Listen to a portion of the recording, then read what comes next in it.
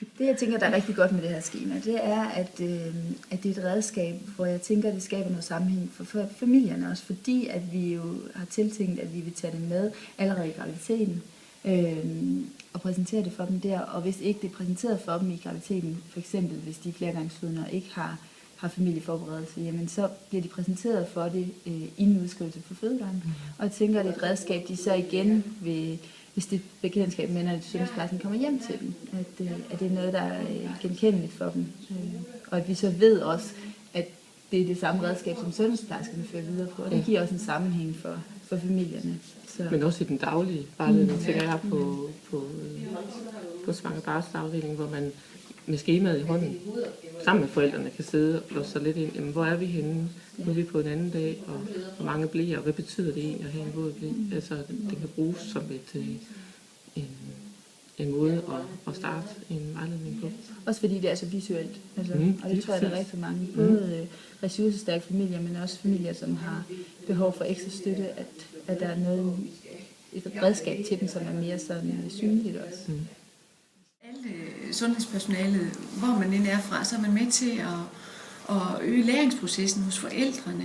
Altså ved, at der er nogen, der allerede fra fødslen af sætter fokus på barnets trivselstegn og udskillelse og barnets evne til at sutte godt ved brystet. Det ses i en proces, når det så sker ved efterfødselspakken, ved konsultationen og videre ud i besøgene af sundhedsplejersken, at det er de samme tegn og de samme ord og de samme begreber og de samme råd og vejledning, der følger. Og det støtter forældrene i at hurtigt blive gode til at se de tegn, som er vigtige hos barnet. Så de lærer af, hvad det er, fokus er, måske også hurtigere og føler sig kompetente og vokse i opgaven som forældre. Jeg synes, jeg er blevet meget mere klar på, hvad det er for nogle opgaver, sundhedsplejersken de har med de første par døgn. Helt sikkert. Eller de første par uger efter. Men egentlig også meget rart, bare for os to, som kommer fra 2 forskellige svangre barselsgange, og drøfte nogle af de der arbejdskulturer, for at få det lidt ensrettet, de her ting, vi arbejder med.